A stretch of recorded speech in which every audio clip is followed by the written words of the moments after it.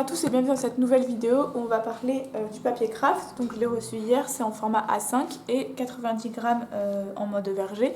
Verger, ça veut dire qu'il y a des lignes horizontales sur le papier. Et donc le papier craft est souvent utilisé dans les emballages parce que c'est réputé comme être très résistant. Et donc je voulais tester un peu ces feuilles sur différents matériels. Donc je vais commencer par faire une démo au pastel en noir et blanc. Et je vous donnerai après mon avis. Donc je vais passer le dessin et je vous montrerai juste après ce que j'en pense et si c'est facile de dessiner avec du pastel sur du craft, etc.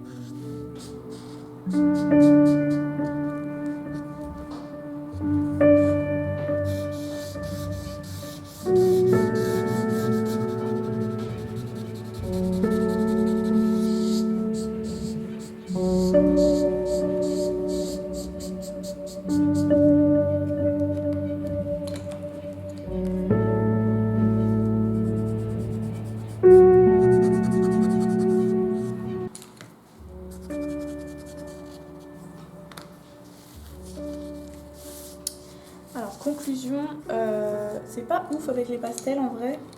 C'est un peu compliqué de mettre la couleur et c'est très compliqué de faire des mélanges. Vous voyez quand on fait comme ça, le bruit, on voit que ça galère un peu à mettre la couleur. Au final le résultat est plutôt pas mal je trouve, même si c'est compliqué de mélanger les couleurs. Je pense qu'on peut faire des... Enfin, qu'il faut pas que ce soit trop coloré quoi. C'est un peu galère de mélanger les couleurs. Le pro marqueur, enfin le feutre à alcool, ça rend plutôt bien sur le fond, il n'y a pas trop de démarcation et tout ça. Mais par contre, voilà, ça transperce derrière, donc c'est pour ça que vous avez vu, j'ai commencé à enlever la feuille, parce que ça transperce, donc ça c'est un peu chiant. Et donc voilà, on va passer maintenant au test avec le crayon aquarellable, et donc je vais vous laisser avec le dessin.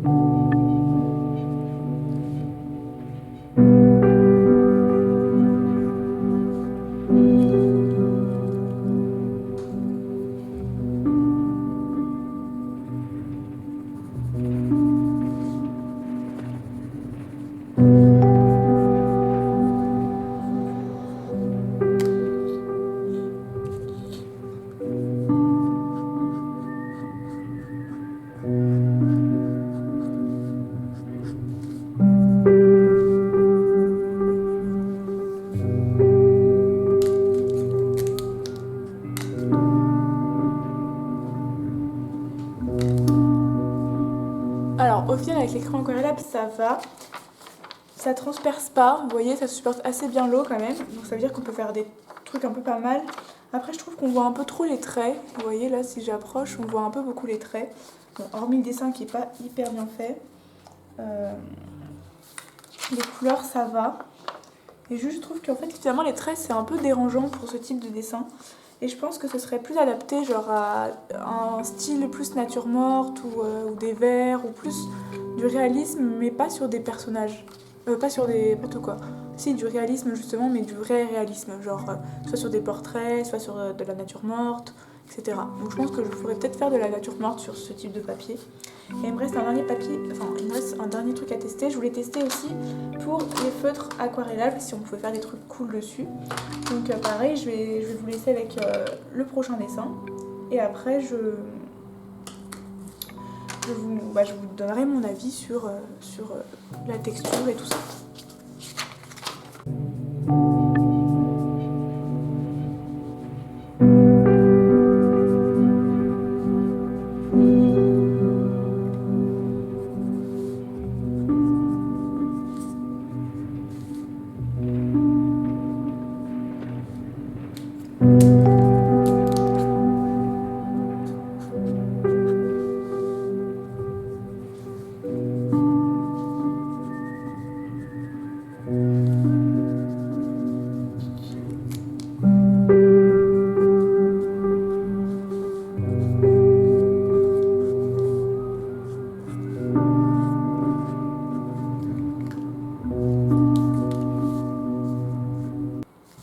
Alors pour les feutres aquarellables, je trouve que...